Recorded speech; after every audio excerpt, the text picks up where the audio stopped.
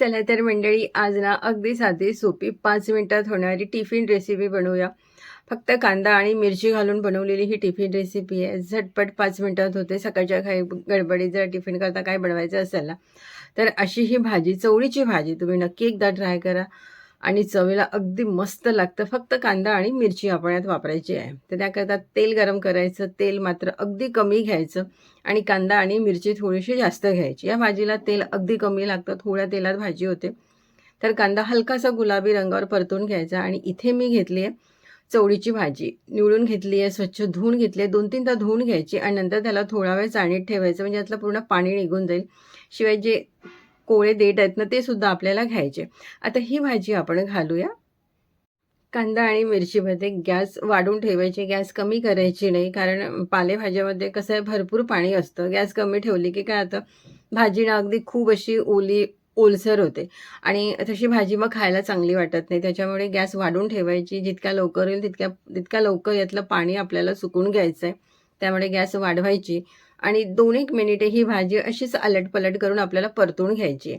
आणि यात मीठ घालायचं नाही आत्ता, कारण पालेभाज्याला भरपूर पाणी असतं. त्यामुळे मीठ पण आत्ताच घालायचं नाही आपण. 2-1 मिनिट मस्त अशी खालीवर करून घ्यायची. खालची भाजी वर, वरची भाजी खाली अशी करून आपण ही परतून घेऊयात 2-1 मिनिट. आणि झटपट होणारी भाजी आहे. फक्त कांदा आणि मिरची, यात कुठलेच मसाले वापरायचे नाही. नाहीतर याची जी मूळ चव असते ना, ती तुम्हाला मिळणार नाही. आणि ही भाजी अशीच केल्या जाते. आमच्या विदर्भात ही अशीच केल्या जाते. तर 2 मिनिटे मी ही भाजी अशीच परतून घेतलेली आहे. आणि आता काय करायचं, यात घालायचं मीठ. तर मीठ अगदी कमी घालायचं, कारण ही भाजी शिजल्यानंतर अगदी थोडी होते.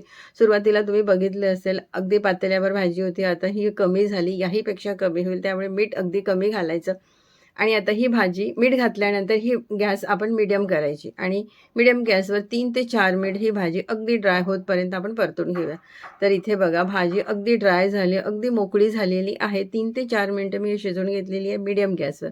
सुरुवातीला गॅस वाढवून घ्यायचा, नंतर मीठ घातल्यानंतर गॅस मात्र मीडियम करायची किंवा कमी गॅसवर केली तरीही चालेल, कारण मीठ मग भाजीमध्ये व्यवस्थित मुरायला हवं, म्हणून गॅस आपण कमी करायचा.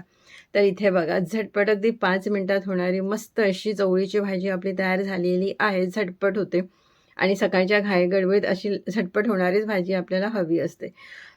चला तर मग तुम्ही सुद्धा ही रेसिपी नक्की एकदा ट्राय करा. आवडलीच तर लाईक करा आणि शेअर करा.